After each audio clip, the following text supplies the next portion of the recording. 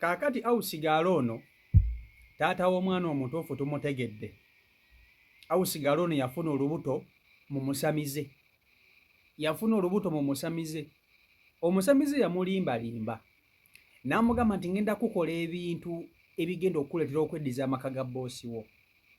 Ebintu bye yamulimba kwe kuli okumufunira omwana omulenzi gw'agenda okutwala mu maka yeddiza amaka. Omusamize n'amwambula engoye. Olwo bali be yazze nabo ng'abagobyemu mu ssabo, kubanga awusigala ono yagenda n'omukazi mukwano gwa boosi we, kubanga mukwano gwa boosi we yali siponsa wa bino byonna byonna okulaba nga asaanyawo amaka ga mukwano gwe. Kati yo omusamize bwe yalaba ndowooza nga awusigalo kino kifala n'akirimbalimba n'akiryekaleeka n'akigamba sooka oggyemu engoye, oggyemu sikaati, oggyemu bulawuzi, oggyemu akaleega, njagala nkukola emikolo egigenda okukuleetera okweddiza amaka. Awusigalo nga naye ajjamu ki? Nga naye ajjamu ngoye ng'omusamize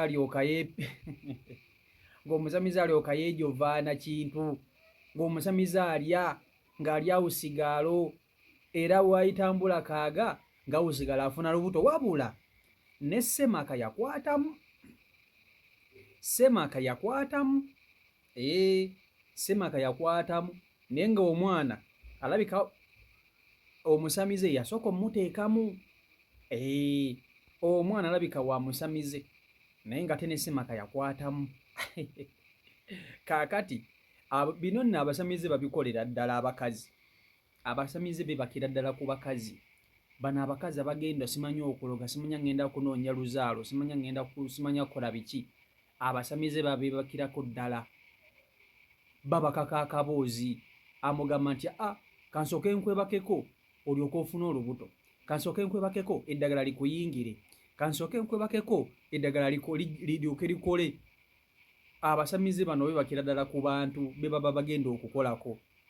Ate bano abasamize abasinga obungi baba ne siriimu. Akwebakako n'olwala. Semaka yalya naye ng'omwana wa musamize okusinziira ku awusigalo byanyumya. Ebintu awusigalo byanyuma nammwe mukiraba. Bano nno be ba awusigalo be muleeta ewaka. Naye kansuubire nti vidiyo za awusigalo no bannange muzifunyeemu ekyokuyiga. Ekisooka, emikwano mibi, mwewale emikwano. Ekyokubiri, mwegendereza abakozi, mwegendereze ba awusigalo. Ebintu ebiba temubiyize mu vidiyo za awusigalo ono, gw'oba toliiga. Ojja kuddaawo content. Bino tulina kubiraba kubiyigiramu, kubanga bisobola okutuuka eri ne bituuka n'eno. Oba okitegeera ekintu ekyo? So n'olwekyo kankutuuseeko awusigalo omwewulirireko nga bamwambula omusamize. Vidiyo yiiyo. Omusawo Omuganda bwe twamala omuwa ebintu bye yali atusabye. Biki bye yali asabye empozi? Yali atusabye embuzi n'ente. Bwe twamala obimuwa n'asabako abali munda bafulumemu tusigalemu babiri. Gwe n'omusawo? Era ne Naamu naye yafuluma? Ne Naamu yafuluma. Kati n'aŋŋamba neeyambule. Nsooka neeyambula olugoye ebulawuzi. Lindako yagamba weeyambule? Ye. Yagamba weeyambule. Lwaki yagamba weeyambule? Muno ayagala kulaba ekizibu kyekindiko. Ng'ayagala okulaba lwaki? Wali olina ekizibu ekikuliko kye wamugamba? Nedda. N'aŋŋamba mbola olugoye lwa waggulu terumaya nziggyeko ne sikaati. Bwe namala okuggyako ebulawuzi n'aŋŋamba nziggyemu ne sikaati. Nesooka neebuuza musawo lwaki nzigyamu ne sikaati. Oyo musawo Muganda? N'aŋŋamba ngiggyemu ku lw'ensonga alabe oba nsobola okukola ki okufuna ekyo njagala ozaala omwana w'obulenzi gwe nasobola okuwamba ago amaka. Ekyo wekyaggwa n'amala n'aŋŋamba nziggyemu n'akaleega. So mumuwulidde bulungi nnyo awusigalo. Mumuwulidde bulungi nnyo, wabula nga sinaba kuba nti ate mbongerayo nnyo, njagala okubategeeza nti si Omaiko Airport Pickup weetula okuba nti ali tukutambuza ge wenna ayagala okuba nti ate okomawo ng'oyagala okutambula obulungi ennyo, oyagala okutambula ng'oli safe, oyagala okutambula nga n'ebintu byo by'otambula nabyo biri safe, osobola okuba nti ate weekwata CEO Michael Airport Pickup nensobola okuba nti ate nkuvuga yonna gy'oyagala okuba nti ogenda nkutuusa ng'oli safe, ng'oli bulungi, buli kimu nga kiri molaalo talatibu. Oba okitegera ekintu ekyo. So enamba yange ey'essimu gikoneko, mumpe bannange emirimu etusobola okuba nti ate tukola. Kaakati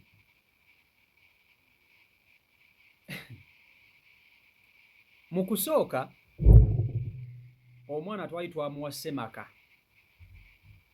naye ndowooza tujja kukola DNA.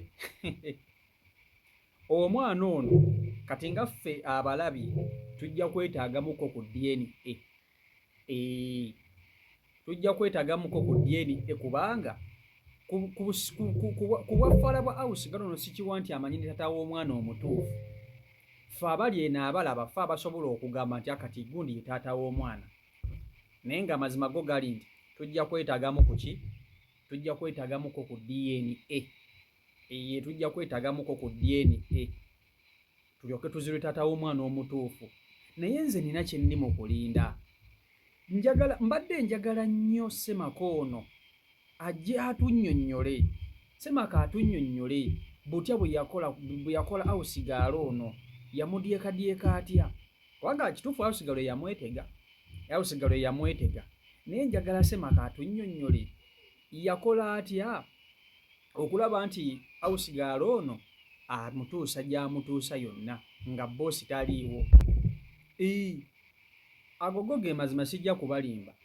Mpulira njagala nnyo okuwulira ku sayidi ya Ssemaka. Wabula gye tugenze nga tugoberera ensonga zino tulaba ng'omwana yandibanga si wa Ssemaka. Omwana yandibanga si wa Ssemaka, omwana yandibanga wa musamize. Alabika omusamize yasooka okuteekamu. Yasooka okutonyezaamu. Ssemaka n'alyoka ayongerezaako. Kati ne Ssemaka ayinza okudda awo n'alowooza nti omwana munnange wuwe. Nga bamusiba omwana. Olaba omwana w'agenda era ono madaamu alina omulimu gw'amaanyi ogw'okukola DNA. Kati twagala DNA. Wamma si kyekyo? Twagala DNA tetwagala kati kutusiba mwana. Ng'abalabi twagala kati ki? Twagala DNA. Tumanye omwana wa Ssemaka, omwana wa musamize. Omwana wabanga si wa Ssemaka nga tumanyirawo nti omwana wa musamize.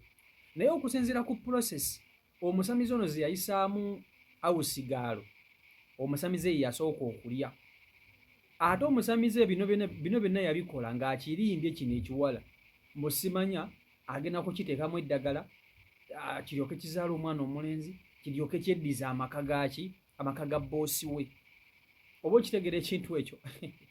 So n'olwekyo omwana wa musamize okusinziira ku bigambo sijja kukakasa. Omanyisebwa omusamize ayinza okuba nga ye yasooka okulya naye ate n'atayiwaamu gakola. Ssemaka n'ajja n'atiki ogwokubiri ate Ssemaka n'ateeba. So katulabe.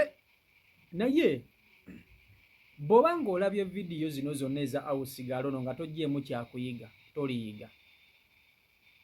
toliyiga. Abasinga okungoberera waneena abasinga obungi muli bakazi.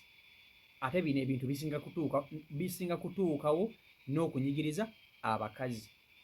Kati bw'oba ng'olabye vidiyo zino zonna nga tofunyeemu kyakuyiga n'ekimu, toliyiga. Gwe tosobola kuyiga. Mulina okubaako ne we mukoma eri ba House Girl. Nze mbabuulira mulina okubaako ne we mukoma eri emikwano. Bino ebintu bya House Girl birina ebintu bibituguddemu amaaso nti mukwano gwe gw'olaba nga mukwano gwe asobola okukozesa House Girl wo ne batandika okulwana. Tubirabye emirundi mingi ne we tuba nga tebazze mu kamera.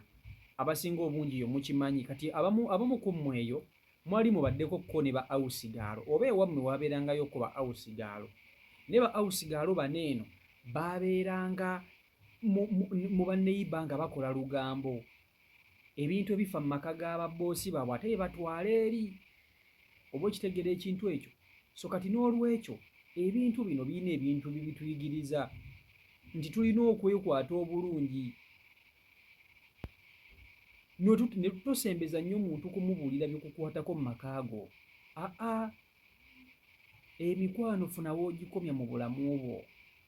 Emikwano mibi ate emikwano egisinga okulwana abantu be bano kati ng'olinamu akasente ng'olina mukwano gwo bannange oyo aba agenda kukulwana anti aba alabira ddala ng'oli mu bulamu ate bwe yandibadde abeeramu. Olaba bakulwana nti olina ky'olina nga tolina ky'olina ng'akimanyi tolina ky'olina naye n'ateekawo embeera ekulwana. Oba okitegeera ekintu ekyo? So n'olwekyo twegendereze, tubeere beegendereza. Mmwe abeesigudde ba awusigalo ensangi zino, ba awusigalo mulaba kye bakola abantu. Ba awusigalo balungi era sigamba nti nze sivumirira ba awusigalo kubanga nkimanya abawala bano abasinga obungi baba beeyiya, baba tebalina kyakukola bajja kweyiya. Sibavumirira, wabula abamu tebajja na bigendererwa birungi. Abamu bajja n'ebigendererwa ebibi. Tunuulira ono ebigendererwa bye yali alina ewa boosi we. Yalina ebigendererwa bya kutwala musajja, alina ebigendererwa bya kweddiza maka, n'alyoka ateekamu n'eddogo. Ogenda okulaba bizinesi zo tezikyatambula ng'ogamba lwaki emirimu gyange tegikyatambula ate nga gyali gitambula. Okuva bwe naleeta awusigalo ono ebintu byakyuka nga tokyalina mirembe. Kumba alina omuntu amukozesa ebweru mu mukwano gwo basobole okulaba nga bakuteeka wansi, bakukuba ekigo. N'abanga buli kaseera agenda kubasawo, buli kimu eno bwe yeetega bbaawo. Kugamba ebintu naye banga bikusobera naawe. Nkimanyi baboosi ababi bayitirivu era gye bali. Baboosi ababi bangi bayitirivu era gye bali bayitirivu. Wabula boosi wo ne bw'aba mubi era tujja mwogerako tugambe bannange bakazi mmwe baboosi ababi mulekerawo okutulugunya abaana b'abandi, mubayise bulungi. Nze tewali kye sivumirira. Bw'obanga gwe boosi mubi mba nina okuvumirira. Bw'obanga gwe awusigalo mubi nga akatambiko kenfunye naawe mba nina okuvumirira. Oba okitegeera ekintu ekyo? So kati n'olwekyo tubeere beegendereza nga tukola ebintu ebyo biri wammanga.